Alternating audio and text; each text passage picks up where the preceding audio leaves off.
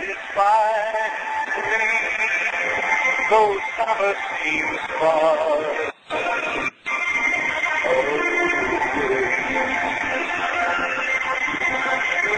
Find the sun one day.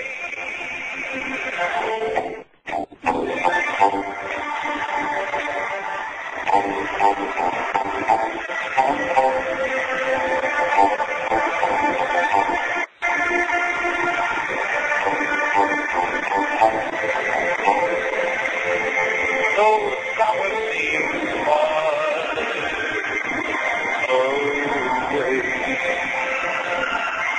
but you'll find the sun one day.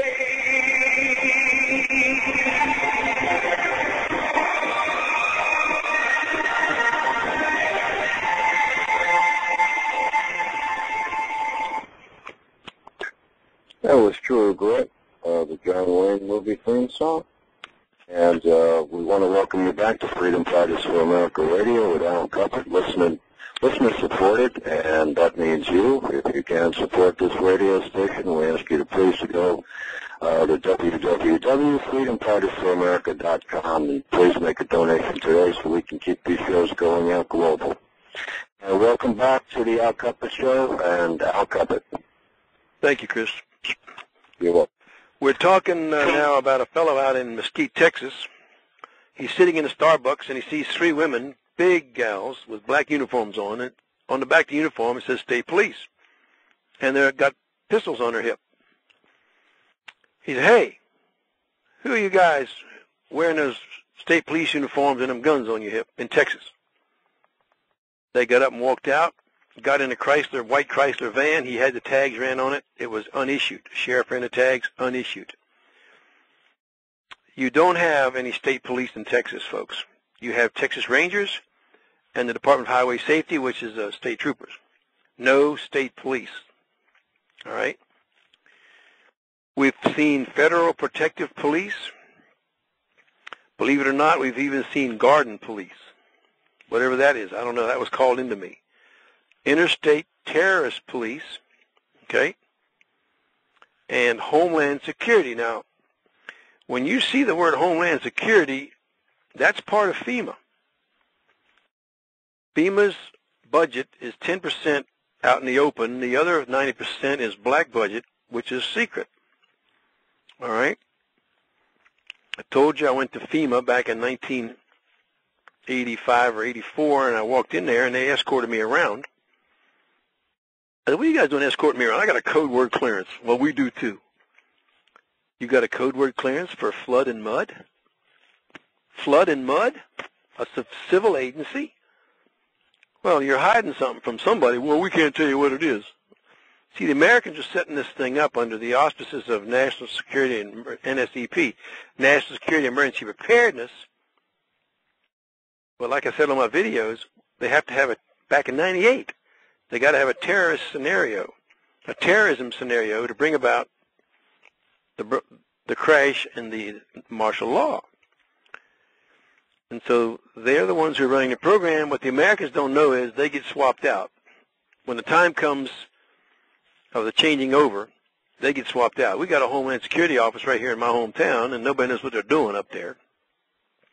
4 or 5 of them working up there. If they're Americans, what they don't know is when the changeover comes, they get swapped out for foreign cops. We have another one we've seen in West Virginia, SOFOR, that is UN Special Operations Forces. All right? That was on the doors of some cars in West Virginia. Latest, in West Virginia, we said the UN was on, in another case, there was UN on the car doors, and it said U.S. Peacekeeping Forces on the rear plate. Okay? February 14th of February 08, North American Union Police. Whoa, here we go, folks. Remember the NAFTA deal? That was spotted in Linwood, California. North American Union Police. Nobody knows who these guys are. On 5/10/01, Al, I was wondering if I could ask a question here. Yeah. When do you think all this is going to happen? What's your prediction for this? I think we're going to have horrendous things before the month is out. Mm-hmm. That's what I think. So you predict it's going to be? I think from what I know, when the people that know what's going on and have seen this thing in the spirit realm, it appears this thing's going to start crashing before the end of this month. Some terrible events which will get cascade into worse and worse things. Anyhow, I've got here, note, one federal funded program is the community-oriented police or policing. We talked about that. And on March the 1st, 2008, we found the International Safety Police. Okay? Also, an officer carrying a FEMA State Department issued ID card. Now, these guys are bivouacked in U.S. parks on closed-down bases. And up in North Carolina, they gunned down 3 guys who ATV'd up into a park area. They end up shot. Nobody knows who shot them. Well, I know who shot them. And this is the kind of stuff we got going on. They're executing black operations orders in their choppers and vehicles, and they are practicing every day. Now, these scores of PFP troops, Partnership of Peace, were taped at goose-stepping in Camp Lejeune back in North Carolina about 5 years ago. More than that, 10 years ago. This lady went down there to see her son graduate, and she took her sister with her, and they videotaped these guys goose-stepping on a parade ground. And when they got home, their cameras were all blitzed out. There was nothing on either one of their video cameras. So somewhere down there they had a special frequency or an electromagnetic pulse which zapped their cameras. And so we know that during the Clinton administration that they were ordered to turn in all their machine guns, turn in all of their ammo stocks because the terrorists might get them. Well, folks, I'm going to tell you what, the terrorists are in Washington. The Illuminists and the globalists are in Washington. Our guys have all been shipped overseas to get our troops out of the state, out of the country. Okay? Now I'm going to go through this again just in case some of you didn't hear it. Out in Walnut Hills, California, I got a friend who was driving and he got a blue light. And he pulled over. And the guy gets out, let me see your license. He said, wait a minute, you don't sound like an American to me. And I'm not going to let you see my license. Well, I'm going to call backup. Well, you go ahead and call backup, but I'm not going to show you my license.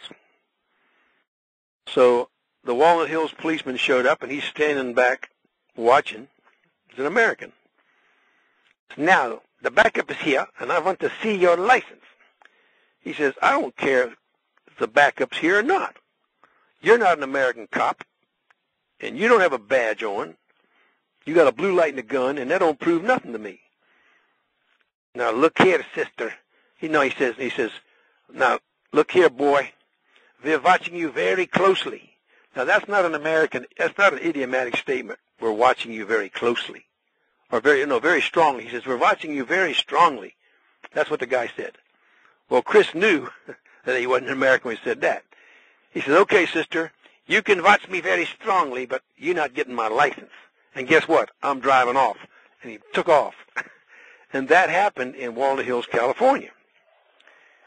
Now, this person who was writing, hoping to get the state police and the sheriffs in on these roadblocks and to stop these roadblocks and forcing people, that's not going to happen that way. They don't understand about the foreign troops in the country and the foreign cops.